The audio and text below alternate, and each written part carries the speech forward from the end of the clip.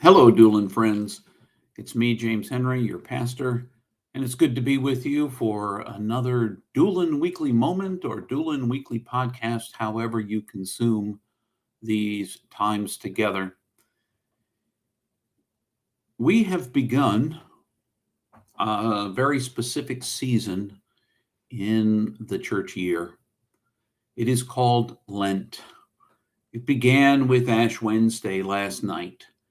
And Ash Wednesday, the reminder that we are indeed limited, finite, that we are mortal, and that we have this one life to live. What will we do with it? Now, traditionally, as we enter into the Lenten season, people may ask you the question, they may ask you, so what did you give up? What have you decided yet? Is it chocolate? Is it coffee? Is it alcohol? Is it social media? The immediate assumption is that we'll give something up, sort of a subtractive meaning to practice as it comes into the season. And if that's your practice during the Lenten season, I want to say to you, I commend you. It's nothing, I have nothing negative to say about it. The only thing that I want to invite you to do, if you're a practicer of subtraction in this season, is to be mindful about that subtraction. Recognizing, first of all, that you don't need to earn God's love by whatever you're subtracting out of your life. You're not proving anything to God by giving up on chocolate or coffee or social media. You don't need to prove anything to God. And by the way, you're also not going to buy any more love from God because you can't have any more than the unconditional, infinite love of God already. It's already there for you. So you're not earning anything. What you're opening yourself up to is noticing how what you may be doing anyway is noticing how much that giving up something, when you give it up and you reflexively want to go to it, perhaps you always pick up your phone whenever you find yourself bored. You pick up your phone and go to social media, or you go to YouTube, or you go to something that you want to watch or do. You're constantly playing a game or doing something. Perhaps when you give it up, all you're noticing is, first of all, the reflex in you to depend on something, that you are dependent in that moment on social media or caffeine from your coffee or tea, or that chocolate fix of the sugar that courses through your veins. Nothing about any of those things is necessarily bad. But when you have come to place your dependence on those things, it's an invitation for you to say, wow, I did not realize how I have leaned into social media, chocolate, coffee, whatever it is in your life that you might have subtracted. It doesn't make you any better to give it up. It doesn't make you any worse not to. What it does is invites a reflection as part of a process during these 40 days of Lent. You may choose, some people I know during the Lenten season, instead of subtracting something like fasting from that thing, they are additive in this season instead of subtractive. So they add a practice. Maybe it's daily prayer. Maybe it's scripture reading, like Lectio Divina, just reading a verse over and over several times, letting it become internalized, listening for what God says. Maybe it's being more regular in being generous to other people. Maybe it's, I don't know, you might add any number of practices to your life. And once again, I think that adding a practice, first of all, during the 40 days of Lent, it invites you to form a habit. And that habit, if it's a good practice, if it's one that helps you out, you form that habit. According to scientists, it takes about 4 weeks, 28 days to 30 days for you to form a habit. So in that 40 days, you have time to form that new habit, and it becomes maybe a part of your.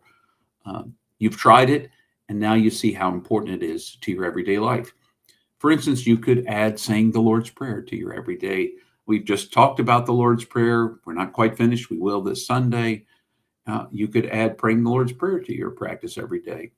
Just once again, remember that adding a practice or subtracting something is not proving something to God. This is not about showing God that you're good enough, because God already loves you just the way you are. So you don't have anything to prove to God.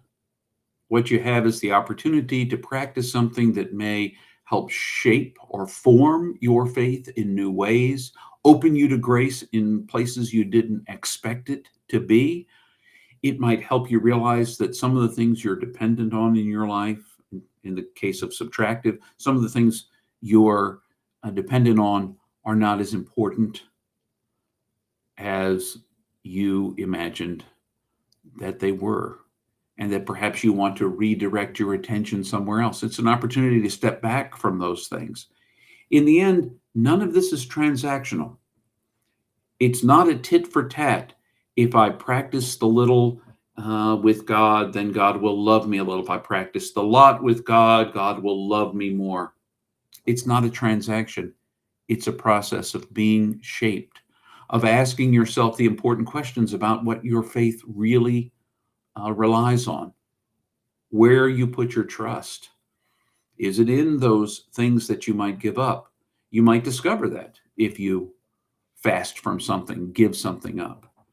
What are the things that you'd like to live into? You never imagined that praying the Lord's Prayer every single day might reshape the way that you see the world and that you see yourself and that you connect with God, that it becomes an important part of your life. It's about the process of being formed, of finding our relationship ever deepening with God. All of life, all of faith is a process, not just a tit for tat, this for that kind of relationship. In fact, it's not that kind of a relationship. God is always going to love you first, and God's always going to give you grace first, and hope, dream, and imagine that you will respond. But in the end, it's up to you to respond. This is a process of being formed bit by bit, step by step. Imagine for a moment the Grand Canyon did not happen overnight. It took millions of years of erosion, wind, and water that slowly bore it down to that beautiful situation. Look at something like Luray Caverns are one of the places where you find beautiful stalactites and stalagmites there. It took tens of thousands of years of that constant drip, bringing the minerals down to form the stalactites and the stalagmites in that cave. It's a process. It takes a while for a river to wear down the stones from being more jagged to being more smooth. And that we're entering a process. These 40 days can be that process for you.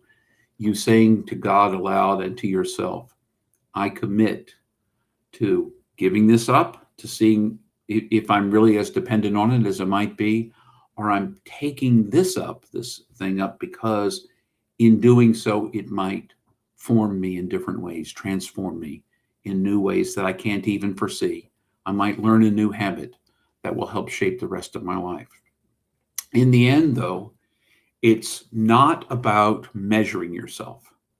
So let's say you either take up a subtractive, don't do that thing, or a additive, do this thing every day, or however often you choose.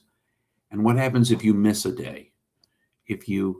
This is not another opportunity. Lent is definitely not another opportunity for you to beat yourself up about the places that you don't quite measure up according to your own imagined set of standards. That's not how it works with God.